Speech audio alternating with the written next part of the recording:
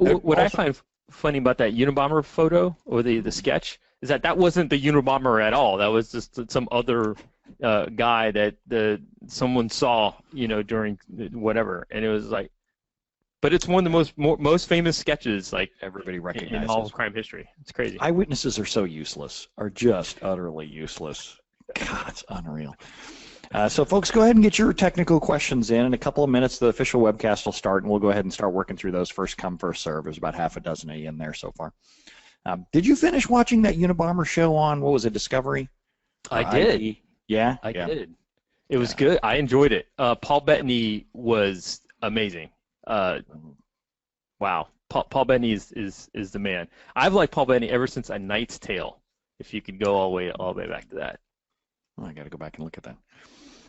It's on Amazon Prime now. I just showed it to the girls. It's a weird mix of Heath Ledger's in it, but it's a weird mix of kind of modern storytelling and modern music in like a medieval world. It's a fun little movie. That has to be better than the Romeo and Juliet one that was done as a modern remake with Claire Danes. See, you get excited. I couldn't stand that. And oh my gosh, I absolutely love that movie. Yeah. Baz Luhrmann version of Romeo and Juliet. Oh. Yeah. See, and I usually adore his stuff, but that I couldn't get into. Oh no. Yeah. You are totally wrong, Mr. Ozar. You're so wrong. Having the old modern English, and the prose in it, as well as swords, guns of swords, and all that stuff. Oh, I ate that stuff up. Oh, I'm all in it. And as well as Brandon's version of Hamlet, where he does the entire Hamlet, but it's as opposed to going harken back into the Dark Ages, but they kind of do it in a 17 or an 18th century type vibe. Oh yeah, I'm all about that. And what was the other, the recent Baz Luhrmann one with Nicole Kidman? That's gonna Moulin kill Rouge? me. Yes. Oh man, Okay, that's not that. recent, but okay. Well, yeah. Well, compared to the Romeo and Juliet, but Chris Adelaide says he's with Richie.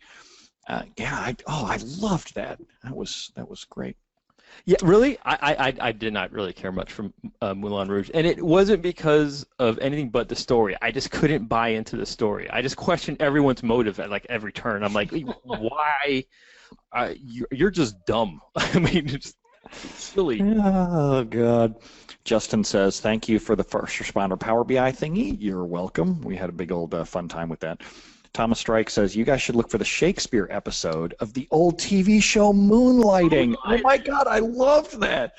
He says it's the taming of the shrew. Bruce Willis rides into Padua on a horse that's wearing Elton John sunglasses, and he's attacked by 3 ninjas. It's a great episode. I remember when that thing originally aired. I'm like, oh my gosh, this is great. It's a really great episode. That whole show was, I haven't seen that in probably 15 years, and it was so excellent. There was so much, like you just knew the writers were doing so much cocaine, but it was really good results. But that's the only explanation for Moonlighting, is that there was so much cocaine. Oh, unbelievable white snow. And Mike Chubb says the Power BI dashboard is great. You're welcome. I guess we'll go ahead and get into some of these questions here. Yeah, since we're going to get started, I'm going to throw you a softball, and it's like, well, Power BI dashboard, what the hell is that? Because I just saw that for the first time a few days ago, and tell me more, Mr. Ozar. Right. So we have, and it's funny, I can actually do a demo of it because it happens to be on this VM. So on the blog, if you go to the blog and look for, up at the top, tools and then first responder kit, we unveiled this new Power BI dashboard for SP Blitz First, where you can go in and analyze your SQL servers, weight stats over time. So I'm going to go in over here. I'm going to minimize some of these sidebars so y'all can see it. So the first thing that we come into the dashboard is you can zoom in and out to various time ranges. So you can see, show me the weight stats that I'm having and my number of batch requests per second. So like you can see here in the morning, I had a whole lot of wait times. If you hover your mouse over those, you can see what kind of wait category they are. Had a whole lot of wait times, but I wasn't doing a whole lot of batch requests per second. And then all of a sudden, round about 8 o'clock, my batch requests a second is able to go through the roof, and my SQL Server's not waiting on stuff anymore.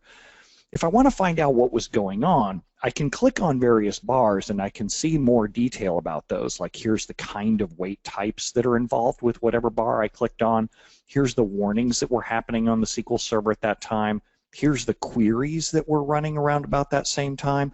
I can right-click on any one of those queries and get more details about it, see its performance over time. It's really cool when I go to see, you know, all right, what changed about this SQL Server in this time range? I can go through the SP Blitz first results and see things like I had high CPU usage. I'm going to zoom over here. Someone tuned a query. Someone added indexes, so we can log into what kind of changes have been made on the server and see what happened over that time range. It's all totally free. It's all totally open source. You can go download it off of our site. All works off of running SP Blitz first to a table. So we got a lot of cool enhancements for that plan coming up. So I want to hijack this a little bit and do the podcast host thing. So what was the why? Because I didn't even talk to you about this, so this is a good opportunity. Yeah. So why a dashboard? What was the genius or the thought and the idea about, hey, maybe we could do a dashboard behind all this? I've had for maybe the last year or two the ability to log a lot of this stuff to a table, and I've heard from people that they built some kind of report out of it, you know, either their own SSRS report, their own just plain T-SQL on a view, but people have been kind of reinventing the wheel, and they've been struggling with how do I just display it in an easy way. And when I saw Patrick LeBlanc show Power BI, and there was another blogger who did Power BI at Group Buy, I was like, you know what, this looks easy enough that I could probably bang out in a week and be reasonably happy with it. Now, you remember what, from being a consultant, when you take a week off, you're writing down a whole bunch of labor. You know, you're like kind of basically giving that away. And I don't do Power BI consulting, and I'm not about to start. Like, I'm not going to be the guy who does Power BI or builds reports for people. But I was just like, if I could give the community back 1 week of work and say, here you go, you guys can now see what your weights have been over time, hopefully it just helps people to solve the easy problems quicker and then save the harder problems for us as consultants. So you say it took you a week. Did it take you a week? Yeah, it took me about a week of solid work. And it was spread across the span of 3 weeks probably, like 2 days here, 2 days there. Because a lot of it is, you know how it is when anytime you build a visualization, all of a sudden you find problems with the data. And you're like, oh, I got to change the way we store that. Oh, I need this other field stored too. So then it changes things that you put into the database as well. Yeah. Yeah. So, I mean, was that about SQL Saturday Houston time last year when? That was when I started thinking about it, like how am I going to go build this thing? And then I never like put pen to paper until would have been September, I think, probably around about September when Eric and I's pre-con for Pass sold out, and we're like, all right, we got to keep bringing more and more fun things in here. What else can we give the attendees? But the original, like point of thought of it came when I talked to Patrick at SQL Saturday Houston. Yeah, I saw that, and I'm like, I'm not getting involved in that whatsoever. I backed away, and I'm like, oh, look, here's lunch, and look, they're talking, and I'm walking away from that. I do not want to be involved in Power BI at that point, right? Because it was still fairly young in its development cycle. It's still like the stuff that we have to do in Power BI to get stuff to work. I'm like, are you kidding me? Like picking times, the way that we pick times in that Power BI file looks like the most crappy ghetto way of doing a time slider. I'm like, there should be a clock or something here. Nope, there's nothing like that. And you go out and Google, you know, how do you make a time slider in Power BI? Well, we don't really have a way to do that yet. So I'm sure that there's going to be a lot of changes over the next 6 months as Microsoft adds more stuff into there. So last question, is there any more coming? Do you have any more ideas to add to this thing? Yeah, because now that we've got the basics in there, SP Blitz already logs to a table and Blitz Index logs to a table. So now I can say, all right, show me the most recent health check for this server, show me its indexes all inside there, like what's a quick psychological profile of this thing's indexes. And then also on the left-hand side of it, we've got date and time sliders. The next step is I'm going to centralize this data across multiple SQL servers, and you're going to have a list of checkboxes for SQL servers as well. So if you just want to pick one SQL server to look at, you can do that out of your entire data estate, as Microsoft likes to call it. Yeah, I love Blitz Index, and if we could get that on the dashboard, that would be amazing. Oh, yeah. Wow. Yeah. The other weird part with it is when I look at SP Blitz Index, I want to copy things out of it, and Power BI makes copy pasting crappy. It's really hard to copy paste the stuff you want out of Power BI. I'm like, well, basically you write down what you see on the screen, you type that into a text editor. I'm like, come on now, really? That can't be. Well, you could also print it to PDF and then copy paste from the PDF. No. What year is this? What year is this? God, it's rough. It's rough. All right, I'm done hijacking. I'm done. Well, let's see. Now we'll get to questions here. What do we got here? Esther says, our company does full backups of every database. Good. Each database's schedule is determined by the frequency of its data updates. See, I'm not a fan of that. I would rather just have all the databases backed up on the same schedule. Who cares when the data changes? Generally, the company will say, I need this thing restored to the most recent point in time. And to make your life easy, you don't want to have to guess through, well, which restore should I do from which servers when? I would really just do backups on the same exact time throughout. Esther says, what would I suggest as a starting point to help us design our new backup structure? Any specific video, tutorial, blog post, etc. Go to the site and search for the term RPO and RTO, Recovery Point Objective and Recovery Time Objective. And we've got several blog posts that talk you through how you should use those numbers with the business to determine the right backup schedule. Chris asks, do you guys use a report builder or something else to make SSRS reports? Richie, have you ever made an SSRS report? I was using SSRS when it was still in beta. I think when it was in first beta is when I started using it. No, I don't think report builder is something. It's been such a long time since I've written a report, honestly. Yeah, I mean, this was a while ago. So I remember writing RDL by hand. So does that count? Does it give me bonus points for that? I remember that. I don't remember using report builder. So for reporting, it's important that you get out the data that you want and you put it in source control. I mean, really, everything else, how it's built and how it's generated, you know, whatever works, but, you know, as long as it's in source control and as long as it gets you the right data for the right people, you know, you do what you need to do to get that done. Yeah, I have no experience on that either. It's been maybe 10 years since I've used SSRS, so it's tough there. Yeah, it was actually probably my favorite job duty to let go of. I'm like, I never want to work with the business again to figure out how many decimal places they want for net profit percentage. I just don't care. I went through so many early, you know, in the web, early 2000s report engines, and they were all crap. I mean, every single one of them. Crystal reports. Oh. Crystal was the best, and Crystal was a load of crap. Oh, it's bad. Brent Unruh, good to see you, sir, says, looking to start using database compression. What are the differences between row and page level compression? How do I go about choosing which tables get compressed?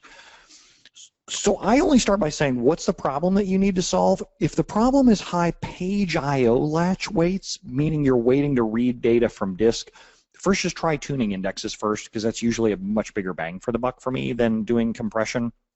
In terms of which one you choose, you just generally choose both if you're going to go down the compression road. Page involves a dictionary. Row involves choosing the shortest data types possible, like the engine uses the shortest data types possible for all of your fields.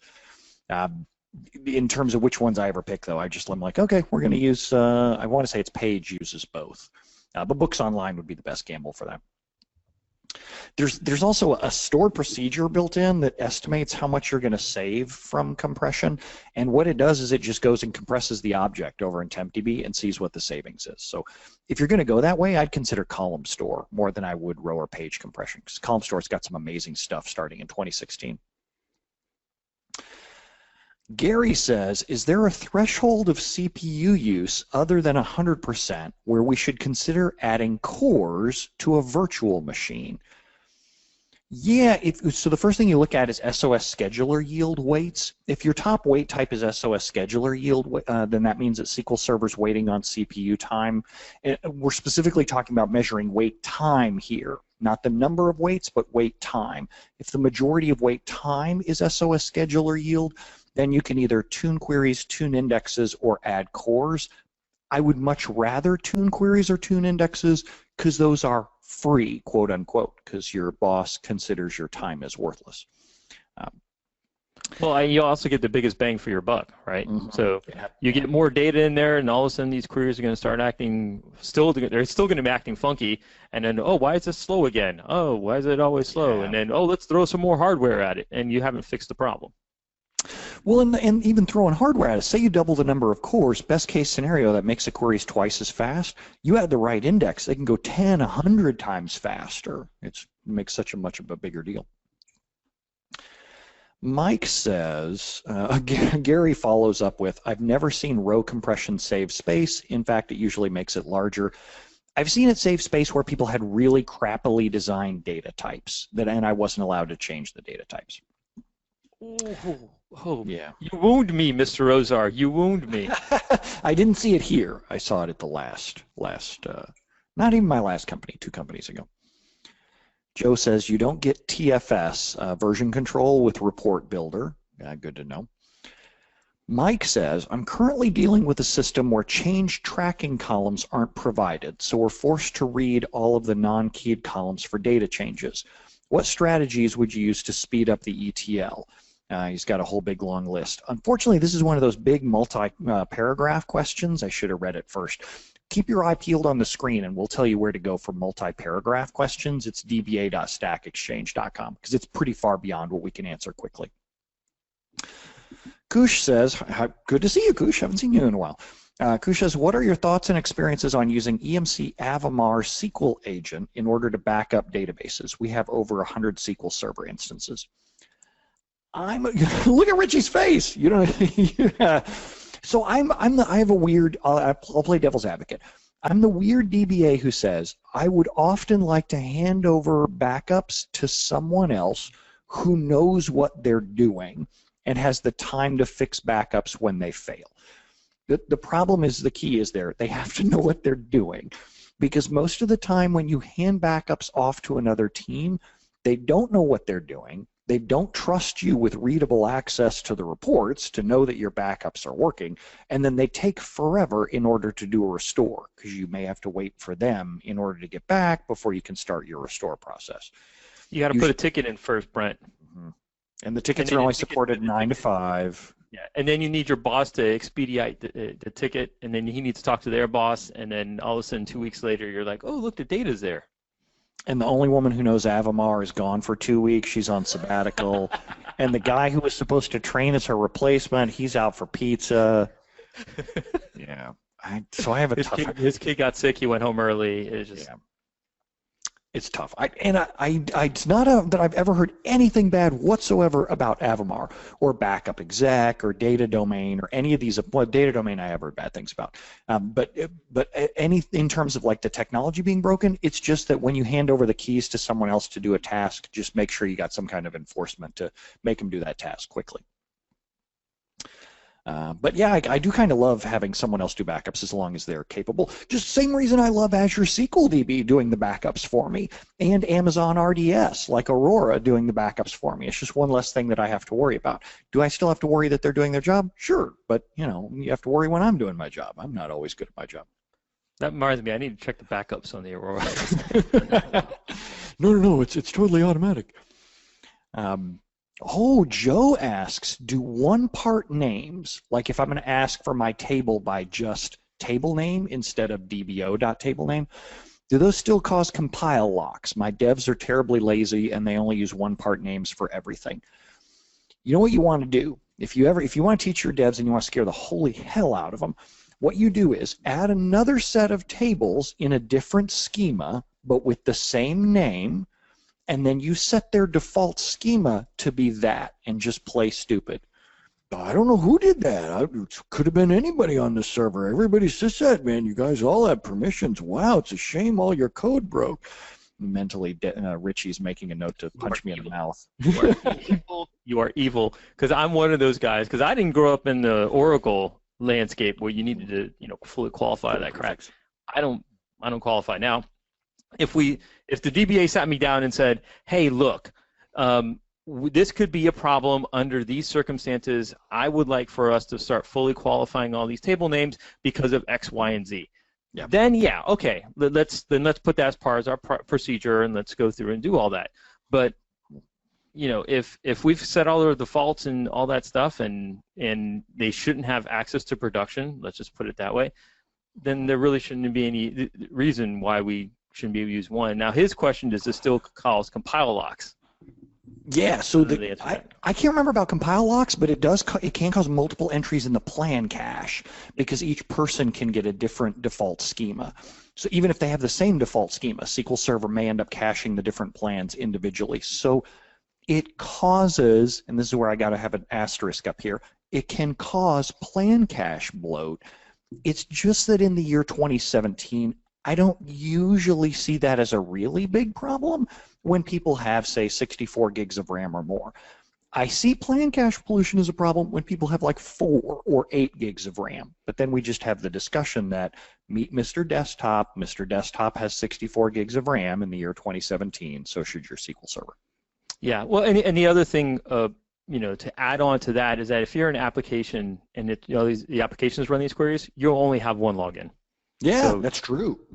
So if you've got users that are logging in running these queries, that's one thing, but you've got an application, it's running all that under one login, you're not going to get that plan bloat. So I don't see a huge problem with it. You know, if someone thinks I'm wrong about that, please at me on Twitter because I'd love to find out if I am. But I've had people come up to me and start yelling at me that, hey, your demos did not have the, you know, the schema on it, and it's wrong and all that stuff. And I'm like, are you new to SQL Server? And he's like, well, I'm typically an Oracle guy. And I'm like, well, there's the door, and you could go at it, all right? And you could give me $20 on the way out because you could afford it.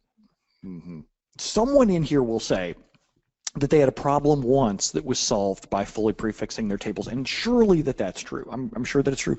I haven't seen it as an episode in my career where I've ever said, oh, thank God we fully prefixed our tables or else we would have been dead. But yeah, I knew. And I'm almost 25 years deep into SQL Server, so.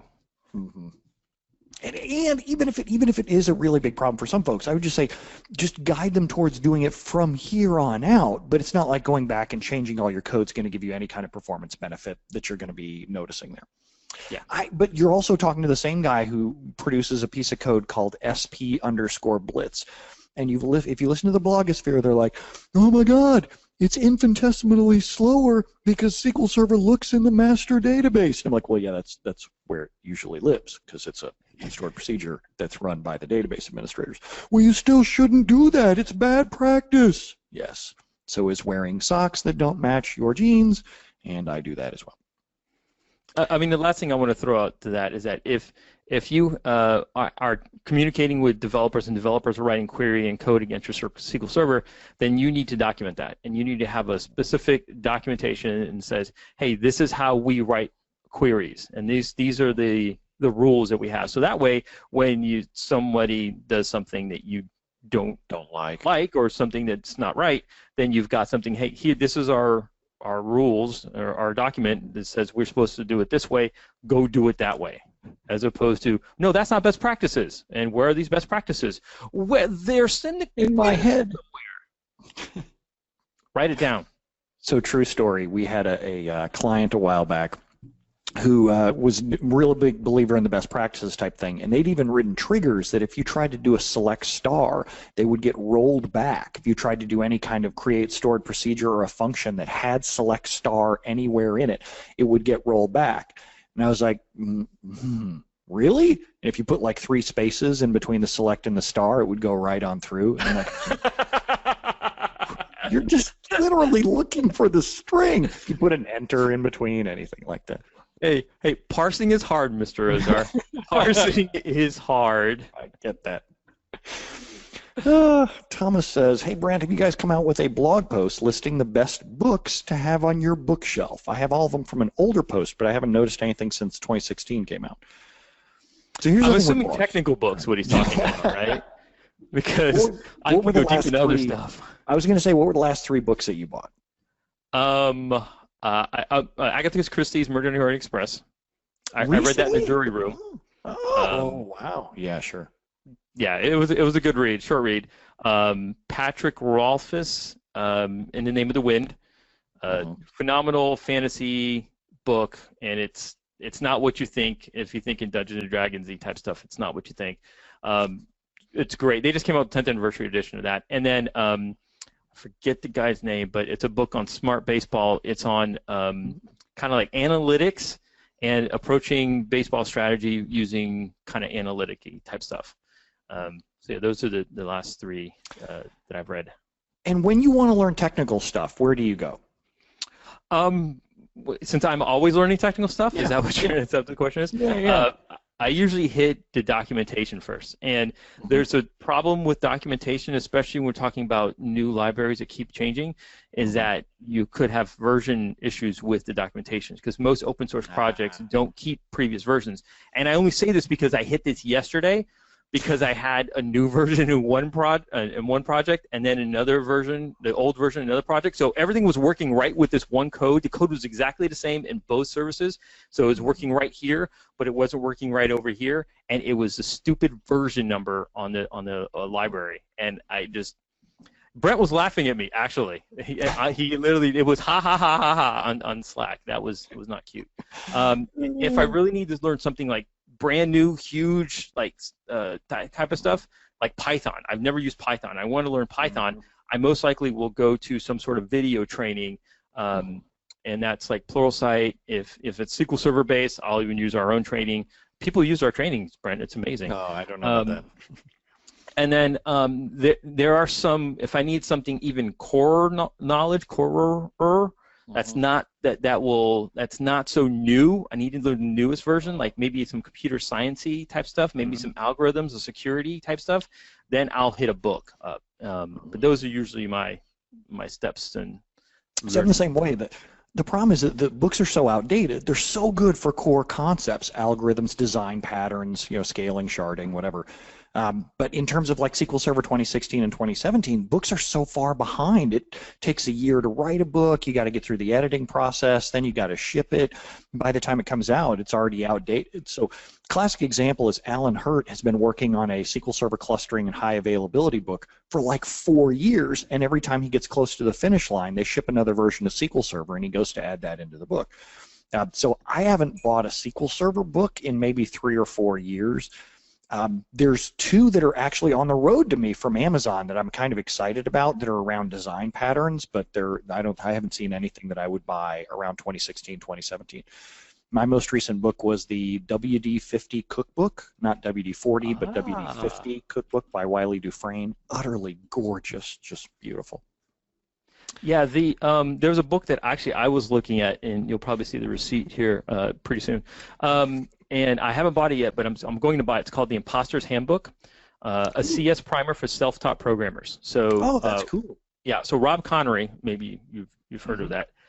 He actually built a video training company and sold it to Pluralsight. Well, he went ahead and wrote this book based on computer science type stuff, and it's designed for people who don't have a CS degree.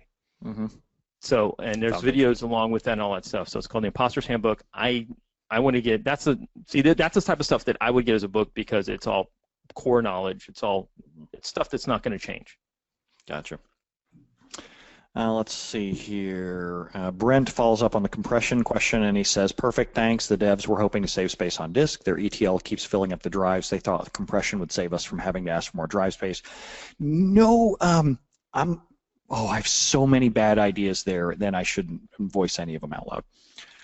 Let's see here. Gary says, you wear socks that don't match. That's against our best practices. You need to fix it by the end of the day. Absolutely, I'll fix that by taking off my pants. Let's see. Chris says, backups aren't my job. The guy sitting across from me is implementing Veeam now. Have you heard anything about it for SQL Server? Yes, we've even done Webcast for Veeam actually years ago. I like Veeam a lot. I think it's pretty cool. There have been versions with gotchas, but the stuff that's out now is pretty solid. The big thing to be aware of, though, is make sure you understand how point-in-time recovery works and to what points in time you can actually recover. Some people will set up backups, say, every hour, and that's it, and they'll accomplish it via VM snapshots with Veeam. Just know that those are the only points in time to which you can recover. I have a Veeam bottle opener somewhere in this office. That's all I know about Veeam. Yeah, it's not a bad. I mean, if you're going to know something about it, that's not so bad.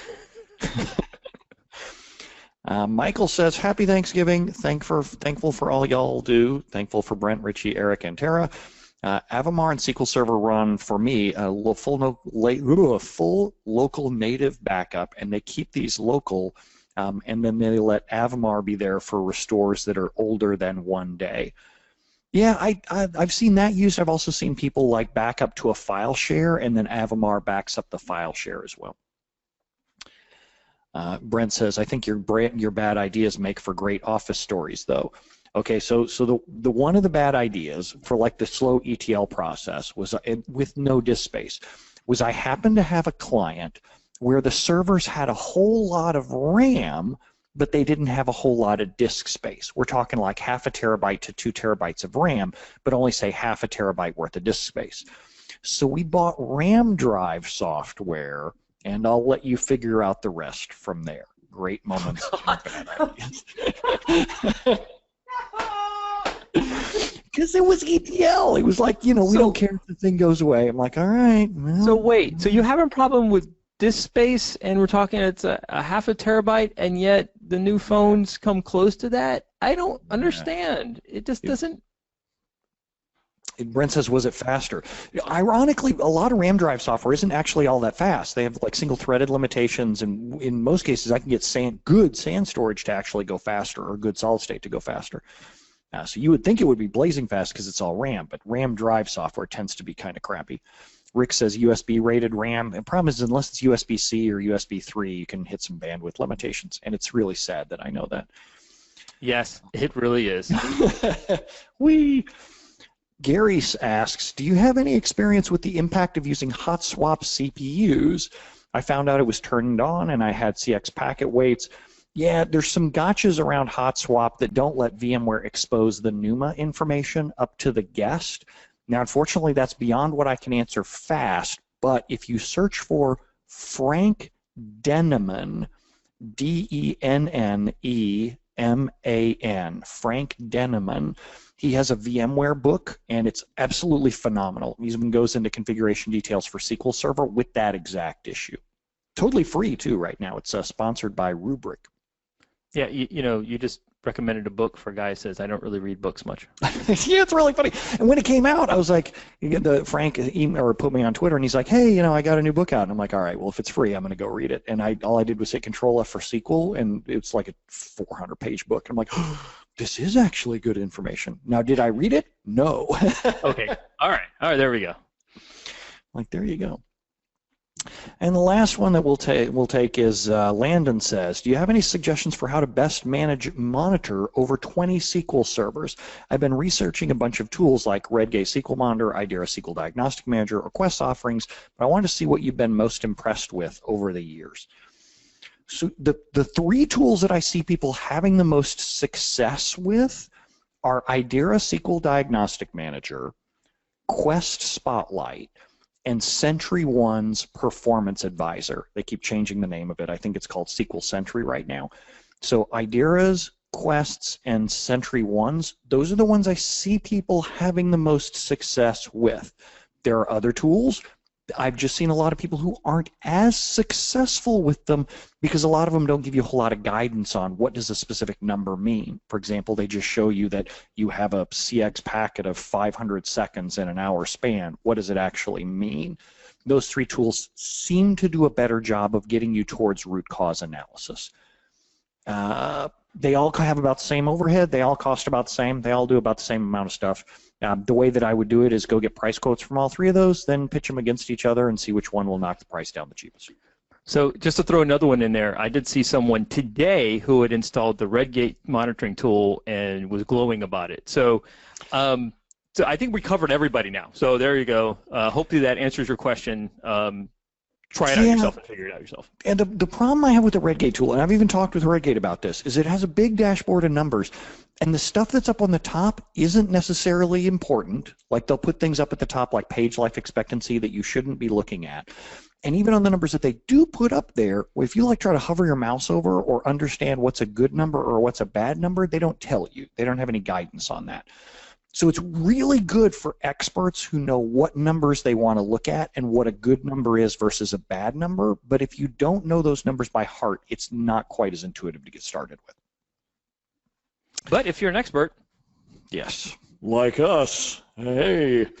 So wow, you haven't seen all the red bugs I was throwing earlier today. Holy crap! IntelliSense for the win. Circular JSON. What the hell is that? Can I ask you? That was actually pretty funny in our Slack channel. We see this circular JSON reference. I was like, what? Okay. And I'm like, I know what that is, and I want to like, why is it there? That really was my question. It's like, oh, it's easy. Rip it out. How does this happen? All right, well, thanks everybody for hanging out with us this week, and we will see y'all next week on Office Hours. Adios, everybody.